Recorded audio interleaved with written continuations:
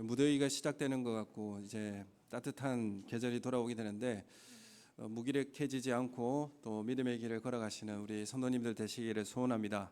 여름에 여러 가지 행사도 있고 가정에도 휴가도 있고 여러 가지 일들 가운데서도 믿음 잃지 않고 또 말씀과 기도에 늦춰지지 않는 그런 삶을 살아가는 우리 성도님 되시기 소원합니다. 세상은 그리스도인에게 신앙생활을 하는 데 있어서 호의적이지 않습니다. 믿음 지키는 일을 위해서 세상은 우리에게 관대하지 않죠. 박수 쳐주지 않습니다. 응원해 주지도 않죠. 그래서 세상 방식과 그 논리대로 우리가 이끌림 받아서 가는 것을 강요당하고 또 세상 방식대로 우리가 살도록 그렇게 종용받는 그런 경험을 하게 됩니다. 그래서 어쩌면 세상에서 그리스도인은 참 소수로 존재하는 것 같습니다. 그 소수 중에 우리가 속해 있는 것이죠. 언제든지 그리스도인들은 참 세상의 소수였습니다. 그것이 바로 그리스도인들이 가는 길이었다라는 것을 우리에게 알려주고 있습니다. 예수를 나의 주로 믿는 성도에게 누구나 염려하고 걱정하는 문제들이 있습니다. 그것은 이 세상 속에서 어떻게 믿음을 지키고 살아갈 수 있는가에 대한 문제입니다. 어떻게 하면 신앙생활을 하면서 이 세상 속에서 신앙을 잃지 않고 믿음을 잃지 않고 살아갈 수 있을까에 대한 문제이죠. 또 자녀들이 그 신앙을 가지고 어떻게 살아갈 수 있을까에 대한 걱정이 있기도 합니다. 그래서 세상에서 인정받고 가치를 따라 살면 믿음 지키기가 참 어렵고 믿음을 지키고 살자니 세상에서는 도태된 것 같은 그런 형국을 우리가 경험하게 됩니다. 여러분 어떤 선택을 하고 계십니까? 또 어떤 방향을 가지고 살아가고 계십니까? 여러분 우리는 두 가지 방식을 취할 수 있습니다. 한 가지는 세상 속에서 때묻지 않으려고 세상과 완전히 담을 쌓고 수도원에서 들어가서 살아가는 삶이 있을 수 있습니다.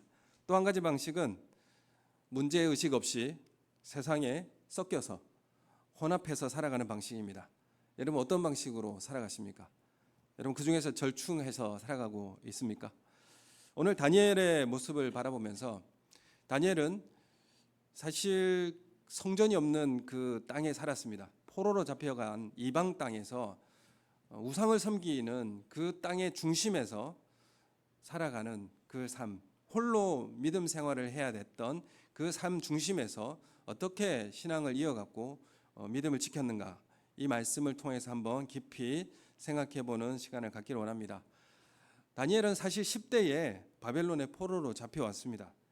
나라가 바뀌고 여전히 나라를 잃고 지금 6장에 들어와서는 페르시아의 시대, 그래서 다니엘의 나이가 80대의 노년의 때를 맞이하고 있었던 그런 시간이었습니다. 그래서 이스라엘 백성들에 대한 회복에 대한 말씀도 잊혀져 가는 시기이고 또 페르시아라고 하는 이런 나라가 정권이 바뀌었는데 나라가 바뀌고 정권이 바뀌었죠. 이제 제국의 관용 정책이 펼쳐졌습니다. 그래서 그 문화에 정착하고 이스라엘 백성들은 살아가고 있었죠. 풍요의 시대가 도래했고 기회의 시대가 도래한 것입니다. 그래서 페르시아의 시대로 도래했다라는 것은 완전히 다른 경험을 이스라엘이 하게 된 것입니다. 차별이 철폐되어서요. 포로라고 하는 그 신분이 사라졌습니다. 그래서 느헤미야나 모르드게, 에스더와 같이 관직에도 오를 수 있었던 기회의 땅이 된 것입니다. 다니엘도 이 제국 120명의 고관을 다스리는, 그러니까 페르시아는 120개의 주가 있었는데 그 120개의 주를 다스리는 3명의 총리 중에 하나가 되어서 고위 관직에 오르게 되었습니다. 그래서 바벨론과 이 페르시아를 비교를 해보면 바벨론의 정체성을 강요당하고 이 본국으로 돌아가는 것도 차단당했던 그런 시기라고 한다면 이 페르시아의 시기는 자율성도 있고요. 또 관직에 원하면 등용되는 그런 기회를 얻게 되었고요. 땅도 가질 수 있었고 그리고 식민지 종교를 또한 인정해 주었고 믿음 생활도 인정해 줄 수 있었던 삶의 풍요를 기대할 수 있었던 시대가 도래하게 된 것입니다.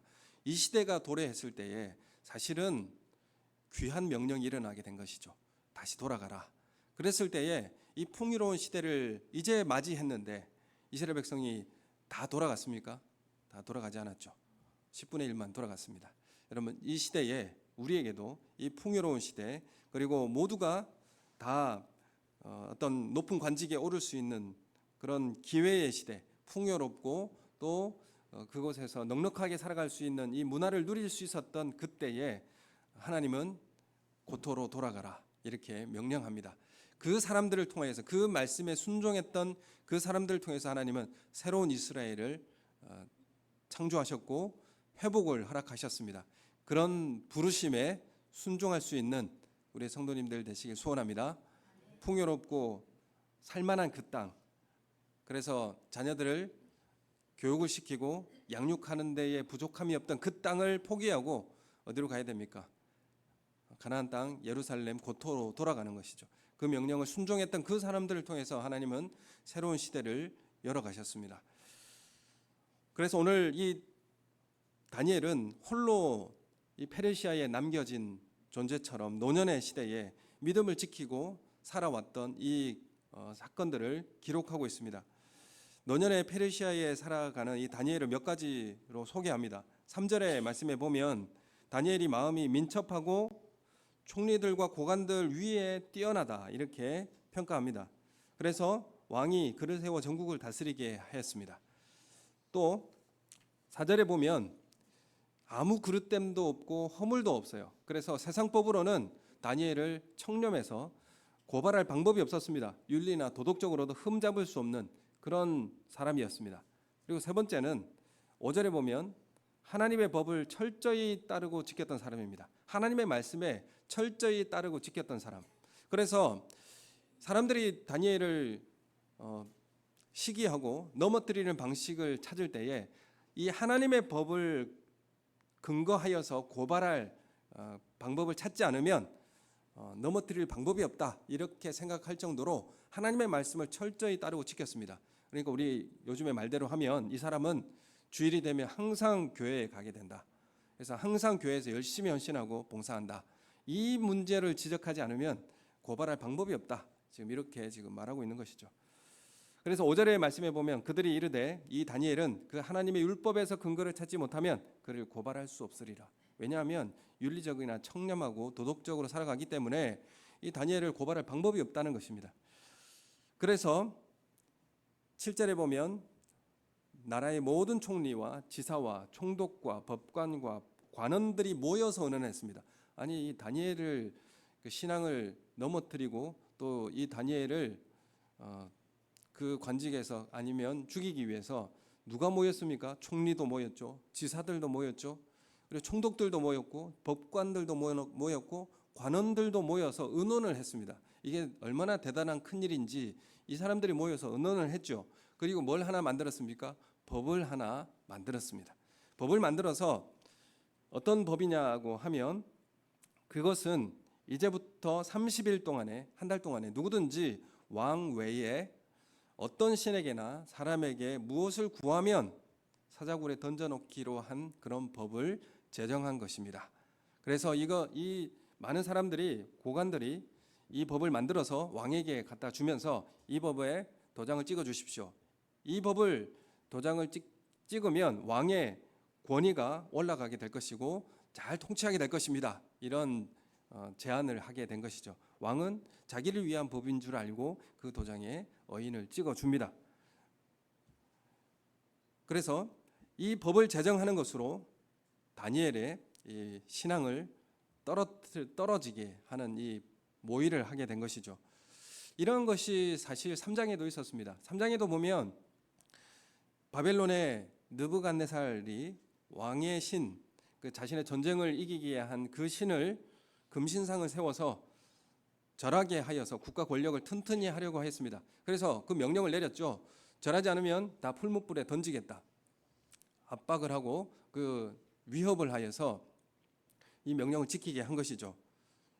그래서 많은 관원들이 법을 만들어서 또 다니엘의 믿음을 위협하는 일을 하였고 이 느부갓네살 왕은 절대적 힘을 가진 명령으로 믿음을 위협하는 일을 했습니다. 지금 6장에는 페르시아에서 민주적인 방식으로 법을 제정해서 다니엘의 믿음을 넘어뜨리게 만들었습니다.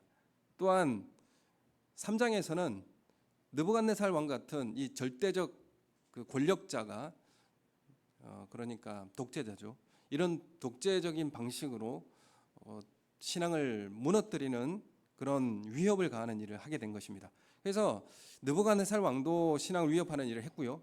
또한 민주적인 방식이라고 하는 이 법을 통하여서도 신앙을 위협하는 방식으로 작용한다는 것을 우리가 알 수가 있습니다. 그래서 이 법이 어떤 법이냐면 왕 외에 어떤 신이나 사람에게 무엇을 구하는 자는 사자굴에 던져넣는 그런 법이었습니다. 구한다. 왕에게나 사람에게 구한다. 구한다라는 것은 뭐겠습니까? 기도한다. 그런 의미죠. 그래서 이 법은 정확하게 누구를 향하고 있느냐 하면 믿는 사람, 하나님께 기도하는 사람, 다니엘을 겨냥하고 있다는 것을 알게 되는 것이죠. 그래서 이 많은 사람들이 그리스도인들이 기도한다라는 사실을 알고 있었고 정확히 그 부분에 있어서 함정을 덫을 놓은 것입니다. 여러분, 세상은 이렇게 믿음 생활을 할 수 없도록 덫을 놓고 그리고 거기에서 넘어뜨리도록 신앙을 가지고 지키지 못하도록 그렇게 하는 법을 제정하기도 합니다. 여러분, 우리 나라가 민주적인 나라가 된다고 해서 신앙을 위협하는 일이 없습니까? 있죠. 법을 제정해서 종교적인 그런 색채를 드러나지 못하게 하는 이런 일들이 많이 있습니다. 그리고 인권이라고 하는 법을 제정해서 너무 과도하게 제정하는 바람에 종교적 그런 편향성을 존중해 이런 것들을 제정하기도 합니다. 그래서 법을 통해서도 신앙을 억압하고 위협하는 일들이 발생하기도 하는 것입니다.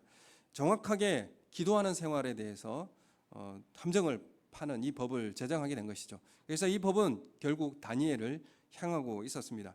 5절에 보면 다니엘이 그 하나님의 율법을 근거하지 못하면 고발할 수 없을 것이다.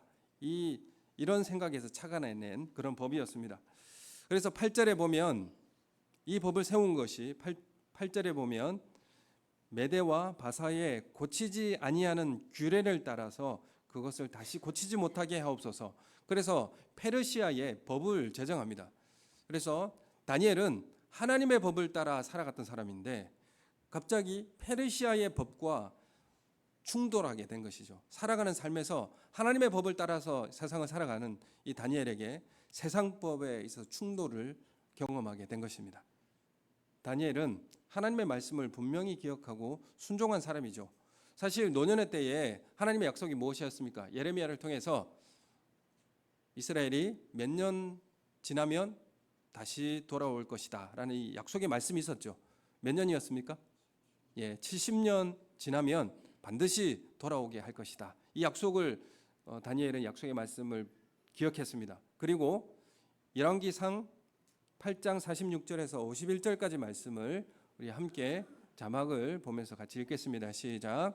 범죄하지 아니하는 사람이 없사오니 그들이 주께 범죄함으로 주께서 그들에게 진노하사 그들을 적국에게 넘기심에 적국이 그들을 사로잡아 원근을 막론하고 적국의 땅으로 끌어간 후에 그들이 사로잡혀 간 땅에서 스스로 깨닫고 그 사로잡은 자의 땅에서 돌이켜 주께 간구하기를 우리가 범죄하여 반역을 행하며 악을 지었나이다 하며 자기를 사로잡아 간 적국의 땅에서 온 마음과 온 뜻으로 주께 돌아와서 주께서 그들의 조상에게 주신 땅 곧 주께서 택하신 성읍과 내가 주의 이름을 위하여 건축한 성전 있는 쪽을 향하여 주께 기도하거든 주는 계신 곳 하늘에서 그들의 기도와 간구를 들으시고 그들의 일을 돌아보시오며 주께 범죄한 백성을 용서하시며 주께 범한 그 모든 허물을 사하시고 그들을 사로잡아간 자 앞에서 그들로 불쌍히 여김을 얻게 하사 그 사람들로 그들을 불쌍히 여기게 하옵소서. 그들은 주께서 철무 풀무 같은 애굽에서 인도하여 내신 주의 백성 주의 소유가 됨이니이다. 아멘. 이 말씀은 솔로몬이 예루살렘 성전을 건축하고 기도했던 내용입니다. 하나님, 우리가 죄를 범죄하지 않은 사람이 없사온데 우리가 만일 범죄한다면 그리하여서 그 범죄한 것 때문에 적국에 사로잡혀 가는 일이 발생한다면 그 사로잡혀 간 그 땅에서 이 예루살렘 성전을 향하여서 기도하면 내가 범죄하여 반역하여 악을 행하였다라고 회개하며 이 성전을 향하여서 기도한다면 하나님 이 기도를 들어주십시오. 이 선언을 한 것입니다. 그래서 이 말씀을 사실 다니엘은 기억한 것이죠. 하나님 이 백성을 불쌍히 여겨 주십시오. 하나님 70년 동안에 포로로 잡혀와서 이 고통을 당하고 다시 회복해 주실 하나님의 말씀을 기억합니다. 하나님이 약속하셨듯이 이 예루살렘 성전을 향하여서 기도할 때에 하나님께서 죄를 사하시고 긍휼히 여겨 주시겠다라고 약속하지 않으셨습니까? 라는 이 말씀을 기억하고 하나님 앞에 기도한 것입니다. 하루에 3번씩 예루살렘 성전을 향하여서 이 백성과 민족을 향하여서 기도한 것입니다. 그래서 하나님의 법을 따라서 성실하게 충실되게 이 다니엘은 기도의 삶을 살았던 것입니다. 그런데 페르시아는 이 다니엘에게 이 신앙의 덫을 놓고 걸려들게 만든 것입니다. 이 기도하는 이 다니엘을 알고 그 기도를 할 수 없도록 이 덫을 놓은 것입니다. 다니엘은 그 덫에 걸리죠. 걸렸다라기보다는 스스로 걸려들었습니다. 피해 나갈 방법이 있었죠. 다니엘도 이 법을 알고 이 법을 피해갈 수 있는 것이 충분히 알고 있었지만 기도를 중단하지 않았습니다. 세상은 믿는 사람에게 포기할 것을 강요하죠. 포기해라. 세상은 끊임없이 더 강력한 수단으로 우리의 신앙을 포기하도록 회유하기도 하고 협박하기도 합니다. 그리고 도전을 가합니다. 하나님의 법과 세상의 법에 충돌할 때에 여러분은 어떻게 하십니까? 여러분을 기도하지 못하게 하고 예배드리지 못하게 하고 헌신하지 못하게 하고 하나님의 말씀을 따라서 행하지 못하게 하는 그 일들이 벌어질 때에 여러분은 어떤 선택을 하십니까? 타협하십니까? 아니면 어떤 길을 걸어가십니까? 10절에 보면 다니엘이 이렇게 반응합니다. 10절 말씀 우리 함께 같이 읽겠습니다. 시작. 다니엘이 이 조서에 왕의 도장이 찍힌 것을 알고도 자기 집에 돌아가서는 윗방에 올라가 예루살렘으로 향한 창문을 열고 전에 하던 대로 하루 3번씩 무릎을 꿇고 기도하며 그의 하나님께 감사하였더라. 아멘. 첫 번째, 도장이 법을 알고 있었습니다. 알고도 예루살렘 성전을 향하여서 창문을 활짝 열었습니다. 그리고 전에 하던 대로 하루 3번씩 무릎 꿇고 기도하며 또한 뒤에 뭐가 나옵니까? 감사했습니다. 감사함으로 하나님 앞에 기도했습니다. 알고도라는 이 말이 무엇이겠습니까? 나에게 손해가 있다고 하더라도 세상 법이 나의 믿음을 신앙을 위협하면서 그 믿음을 계속 이어가게 될 때에 나에게 손해가 있다는 것을 알고더라도 안다고 하더라도 대가를 지불하겠다라는 의도가 거기에 담겨져 있는 것이죠. 대가가 무엇이겠습니까? 사자굴에 던져지는 죽음일지라도 선택하겠다. 이 고백을 하고 있는 것입니다. 그리고 창문을 활짝 열었습니다. 창문을 활짝 열고 기도하는 것은 몰래 하지 않겠다는 것이죠. 그리스도인이 아닌 척 그렇게 숨겨서 살아가지 않겠습니다. 창문을 활짝 열고 이 법이 있다고 할지라도 내가 그리스도인이라는 것을 숨기지 않겠습니다. 창문을 활짝 여는 방식을 선택한 것입니다. 그리고 전에 하던 대로, 이 말이 어떤 의미겠습니까? 한순간에 잠깐 변하는 신앙이 아니라 경건이 습관이 된 신앙을 소유한 그 삶을 따라서 전에 하던 대로 신앙생활을 하겠습니다. 이런 고백을 한 것이죠. 나의 습관으로 남아있지 않으면 그것은 변한 것이 아닙니다. 내 습관이 되도록 변화된 삶을, 신앙이 변화된 삶을 살아내야 하는 것이죠. 한번 부흥의 은혜 받고 그렇게 변화된 삶이 아니라 습관이 될 수 있도록 변화되는 것, 그것이 바로 뭐라고 이야기하느냐면 경건이라고 말을 하는 것입니다. 그래서 기도가 나의 습관이 될 때까지, 말씀 묵상이 나의 습관이 될 때까지 우리는 그 삶을 살아내는 것입니다. 그래서 로마서 12장 2절의 말씀에 보면 삶의 예배에 대해서 이야기하죠. 너희는 이 세대를 본받지 말고라는 것은, 세대를 본받지 말라는 것은 틀을 따르다, 그런 의미가 있습니다. 이 세상 틀을 따르지 말라, 그런 의미가 있습니다. 이 세상 틀을 따르지 말고 오직 마음을 새롭게 함으로 변화를 받아. 이 말은 무슨 말이냐면, 변화를 받는다는 말은 뭐냐면 내 틀을 바꾸다는 의미입니다. 세상의 틀을 따르지 말고 틀을 바꾸어서 하나님이 요구하시는 그 틀과 습관을 만들어내라, 그런 의미가 이 12장 2절에 담겨 있는 내용입니다. 그래서 하나님의 선하시고 기뻐하시고 온전한 뜻이 무엇인지 분별하라. 이게 바로 우리가 삶의 예배라는 내용이죠. 그래서 바울은 사실 유대인이고 제사법에 대해 잘 알고 있습니다. 그래서 삶의 제사 이렇게 이야기하는 것이죠. 삶의 제사, 우리가 예배를 드리는 삶의 예배는 틀을 바꾸는 것입니다. 삶에서 우리가 예배를 드리는 것은 틀을 바꾸는 거예요. 세상이 원하는 틀을 바꾸고 하나님이 원하는 틀로 만들어가는 과정, 이것을 우리가 삶의 예배라고 이야기하는 것입니다. 그래서 세상에 지배받지 아니하고 하나님의 말씀에 따라서 살아가는 삶의 습관을 만들어내는 것, 틀을 만들어내는 것, 그것이 삶의 예배라 이렇게 말씀드리고 있는 것입니다. 이 시대로 내 모양 만들지 말고 치장하지 말고 모양을 바꾸는 데까지 가라. 하나님의 법에 따라서 모양을 바꾸는 데까지 가라. 이 말씀에 순종하시는 우리 성도님 되시길 소원합니다. 하나님 앞에 이 습관을 가지고 주일에는 교회를 가고 때가 되면 하나님 앞에 기도하고 또 하루에 하나님 앞에 경건의 생활을 가지고 그리고 하나님의 법에 따라서 행하는 이 습관, 많은 사람들이 그리스도인을 바라볼 때에 이 사람이 이런 습관이 있다, 이런 형태로 살아간다, 여러분 이게 보여야 이게 삶의 예배가 되는 것이죠. 다니엘은 참수하는 자들로 인해서 자신의 신앙을 숨기고 한 달 동안만 기도하지 않으면 지나갈 수 있었던 문제였죠. 한 달만 참으면 되었습니다. 또 기도하는 것을 세 번 드렸던 것을 두 번이나 한 번으로 눈치 보면서 절충할 수 있었는데 줄이지도 않았습니다. 자신의 본질을 정확하게 정직하게 드러내면서 신앙을 생활하는 것, 이것이 사자굴의 위협을 이기는 능력이 된 것입니다. 믿음으로 사는 것에 대해서 두려워하지 마십시오. 숨기지 마십시오. 손해를 걱정하여서 움츠러들지 마십시오. 창문을 활짝 열고 우리의 신앙을 공개하십시오. 하나님의 통치에 충성된 사람으로 자신의 신앙을 선포하십시오. 그럴 때에 하나님의 은혜가 우리 가운데 임할 줄로 믿습니다. 우리는 원수들로부터 완벽하게 사자굴에 던져질 수 있습니다.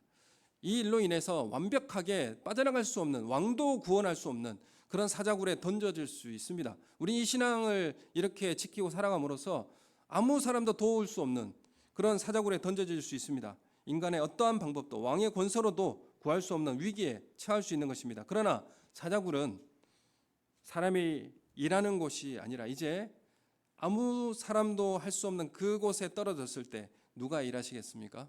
하나님께서 일하시는 시간, 하나님이 일하시는 공간이 그 사자굴에는 만들어지게 되는 것입니다. 22절에 보면 이렇게 말씀하고 있죠. 22절의 말씀을 우리 함께 같이 읽겠습니다. 시작. 나의 하나님이 이미 그의 천사를 보내어 사자들의 입을 봉하셨으므로 사자들이 나를 상해하지 못하여 싸우니 이는 나의 무죄함이 그 앞에 명백함이 오며 또 왕이여 나는 왕에게도 해를 끼치지 아니하였나이다 하니라. 아멘. 이미 하나님께서 나에게 천사를 통해 사자들의 입을 봉하였습니다. 천사를 통해 하나님께서 일하셨다라는 것을 증언하고 있습니다. 사자굴은 어쩌면 가장 안전한 곳이다 이렇게 말씀드릴 수가 있는 것이죠. 우리가 그 사자굴에 던져질 때에 우리는 그곳이 하나님이 일하시는 장소가 되고 하나님의 시간이 되는 것입니다. 그래서 시편 91편에 보면 그가 너를 위하여 그의 천사들을 명령하사 내 모든 길에서 너를 지키게 하심이라. 아멘. 우리가 그 위협의 자리에서 하나님께서 우리를 돌보시고 이끌어 주실 줄로 믿습니다. 23절의 말씀에 보면 하반절에 우리 23절 말씀 우리 같이 읽겠습니다. 시작. 왕이 심히 기뻐서 명하여 다니엘을 굴에서 올리라 하매 그들이 다니엘을 굴에서 올린즉 그의 몸이 조금도 상하지 아니하였으니 이는 그가 자기의 하나님을 믿음이었더라. 아멘. 다니엘 하나님을 철저히 신뢰했습니다. 이렇게 말하고 있습니다. 하나님을 철저히 신뢰하고 믿었기 때문에 반대로 이야기하면 하나님은 다니엘에게 사자굴의 이 핍박을 허락하신 것입니다. 다니엘의 믿음을 보고 사자굴에 던져 넣으신 것입니다. 그래서 믿었기 때문에 던져 넣고 사자들의 입을 막으셨다라는 결론을 우리가 얻을 수 있는 것이죠. 다니엘은 하나님을 믿음으로 사자굴의 위협을 허락하신 것입니다. 여러분, 우리는 이런 핍박을 허락받을 만한 믿음을 우리는 가지고 있는가? 여러분, 우리가 하나님을 신뢰하는 믿음이 있어야 이 핍박도 우리에게 주어지는 것이지 않겠습니까? 하나님은 다니엘을 믿었기 때문에 이 핍박도 허락하신 것입니다. 이 사자굴의 위협을 허락받을 수 있는 믿음을 소유하는 우리 성도님들 되시기를 소원합니다. 하나님이 우리를 믿어주시기 때문에 핍박을 허락하시는 것입니다. 내가 핍박받고 좀 어려움을 당하고 있다라고 하는 것은 하나님 나를 믿어주고 계신다라는 사실을 믿으시기를 소원합니다.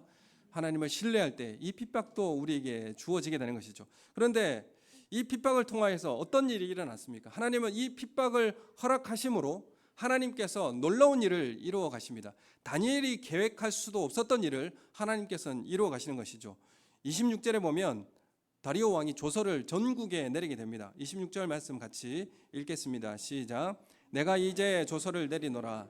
내 나라 관할 아래에 있는 사람들은 다 다니엘의 하나님 앞에서 떨며 두려워할지니 그는 살아계시는 하나님이시요 영원히 변하지 않으시리시며 그의 나라는 멸망하지 아니할 것이요 그의 권세는 무궁할 것이라. 아멘. 지금 왕이 조서를 내려서 120개 주가 있는 전국에 정보를 전하여서 선포하게 합니다. 조서를 내려서 하나님 나라가 영원하고 하나님의 이름이 선포되고 살아계신 하나님을 전하게 되었습니다. 이 다니엘이 계획한 것이 아니죠. 다니엘은 이런 일을 할 수도 없고 계획할 수도 없습니다. 하나님은 다니엘을 신뢰함으로 이 핍박을 허락하셨고 이 일을 통해서 하나님은 놀라운 일들을 이루어 가신 하나님의 역사를 경험하게 되는 것입니다. 사자굴을 통해서 하나님은 하나님의 나라를 살아계신 하나님의 놀라운 방식으로 증거하는 일을 하신 것입니다. 이건 다니엘이 알 수도 없고 계획할 수도 없는 일이었습니다. 그러나 그 핍박에 하나님을 여전히 감사하고 기도하에 신앙을 버리지 않고 지켜갔던 것으로 하나님의 역사를 경험하게 된 것입니다. 우리가 다니엘의 태도를 우리가 바라보면서 다니엘은 왕의 조서 그 법이 부당하다라는 것을 다른 사람에게 내세우며 싸우지 않았습니다. 단지 자기가 하나님 섬기는 일에 여전히 열심히 순종을 했고 그 결과 사자굴에 들어가는 것도 사실은 순순히 받아들였습니다. 죽음까지 직면케 되는 이 어려움을 통해서 하나님은 하나님의 살아계심, 하나님의 권세를 페르시아 온 땅에 알릴 수 있게 된 것입니다. 이런 말이 있죠. 말을 배우는 것은 2년이면 됩니다. 그런데 침묵을 배우는 것은 오랜 시간이 걸리게 된다. 이렇게 말하죠. 우리가 말을 해서 우리가 하나님을 증언하고 증명하는 것이 아니라 어쩌면 다니엘의 이 침묵을 통해서 하나님의 나라를 온전히 증거했다라는 것을 우리에게 말씀하고 있습니다. 우리가 변명하지 않고 또 그걸 맞대어 싸우지 않고 또 하나님의 나라를 증명하는 그 일, 우리 삶을 통하여서 증언하는 그 믿음의 침묵을 통하여서 하나님의 역사가 드러나는 그런 삶이 되시기를 예수님의 이름으로 축원합니다. 오늘 이 시대가 어떻습니까? 학교나 관공서나 공공장소에서 종교성을 드러내는 것을 금지하는 법을 만들어내고 있습니다. 그리고 전도 이것을 차별과 또 혐오로 법을 규정하려고 하고 있는 이 시대를 우리는 바라보고 있습니다. 강남에서는 전도를 하면 법적 근거를 가지고 전도하지 못하도록 그렇게 말하기도 합니다. 그래서 지금 우리의 믿음을 위협하는 사자굴은 무엇인가?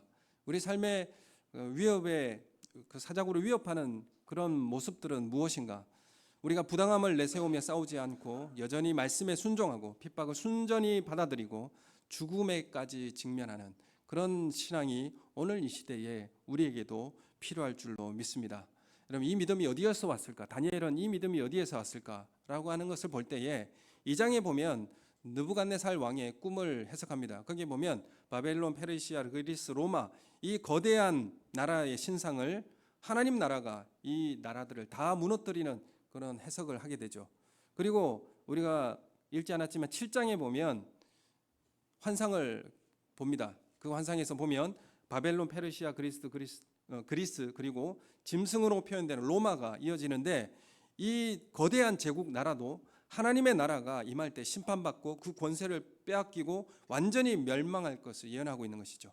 그래서 2장과 7장 사이에 하나님의 나라가 얼마나 통치가 임할 때에 심판과 또한 그 권세가 어느 정도로 임하게 될지를 알려주고 있고, 그리고 이 역사의 주인이 누구신가, 그리고 이 역사를 통치하고 계신 분은 누구신가를 분명히 다니엘은 경험하게 됩니다. 그리고 2장과 7장 사이에 뭐가 있냐면 풀무불에 금신상에 절하라고 하는 그런 위협이 있고요.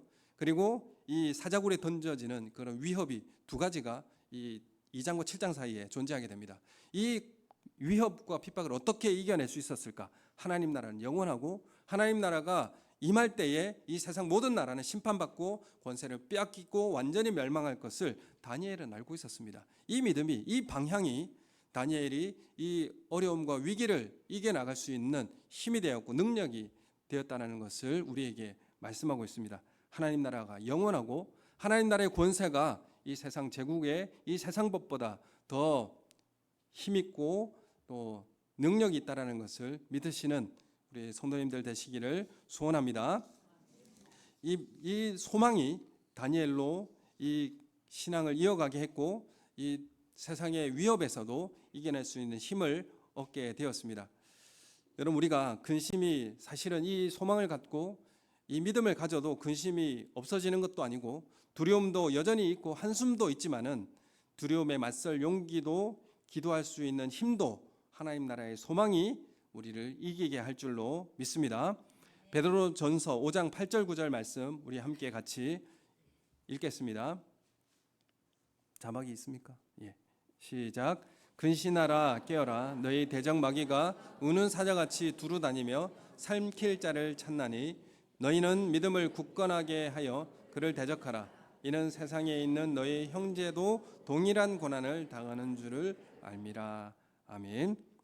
여러분, 우리가 여전히 믿음을 붙잡고 또 그때 다니엘이 지키셨던 하나님께서 지금 우리도 지키고 계시다는 사실을 신뢰함으로 걸어가시는 우리의 삶이 되기를 소원합니다. 이 사자굴과 같은 이 현실에서 우리는 어떤 믿음의 모습을 가지고 살아갈까? 여러분, 우리는 그래서 방향이 사실 중요합니다. 하나님께서 이 땅을 어떻게 이끌어 가시고 통치하고 다스리고 계시는가라고 하는 이 방향성을 가지는 것이 중요한 것이죠. 한 사람이 아무리 탁월하고 뛰어난 그 무엇을 이루었다라고 할지라도 그 방향이 잘못되어 있으면 하나님을 떠나가게 되고 그 죄의 길로 들어갈 수밖에 없습니다. 우리가 우리 인생의 사막을 걷는 것 같은 우리 인생길을 걸어갈 때에, 사막을 건너갈 때에 시계가 있고 지도가 있고 나침판이 있습니다. 그러면 이 세 가지 중에 하나를 고른다면 뭘 고르시겠습니까? 시계가 있고 지도가 있고 나침판이 있습니다. 사막을 건너는 데 있어서 인생의 사막길을 걸어갈 때 이 세 가지 중에 뭐가 필요하겠습니까? 나침판이 필요하겠죠. 사막 속에 아무리 정밀한 지도가 있다고 해도 소용이 없습니다. 바람 한번 불면 지형이 다 바뀌기 때문에 그렇습니다. 길을 모르면 시계 또한 무용지물입니다. 아무리 시간이 잘 맞는다 해도 그 시계가 무용지물이죠. 하지만 나침판이 있으면 됩니다. 하나님을 향한 나침판, 즉 우리를 지으시고 이 땅에 보내신 하나님에 대한 믿음이 있다고 한다면 하나님 나라가 우리 가운데 도래할 것이고 또 하나님의 역사를 이루어 가실 하나님의 그 역사를 바라본다면 우리는 사막을 걸어가도 길을 찾게 될 것이고, 우리를 지으시고 이 땅에 보내신 하나님께 대한 믿음이 없다라고 한다면 아무리 좋은 능력을 가지고 있어도 우리는 그 방향을 벗어날 수밖에 없는 것입니다. 밤하늘의 북극성을 보는 사람은 밤이 아닙니다. 밤마다 바닷속에서 등대를 보는 사람은 어둠이 아닐 것입니다. 미로 같고 칠흑 같은 현실 속에서도 하나님을 바라보는 사람은 밤에도 어둠에 갇히지 않게 될 줄로 믿습니다. 올바른 방향, 후회 없는 진리를 발견하고 그 진리를 향해 달려가는 행복한 우리의 인생의 여정이 되시기를 예수님의 이름으로 축원합니다. 우리 함께 기도하겠습니다.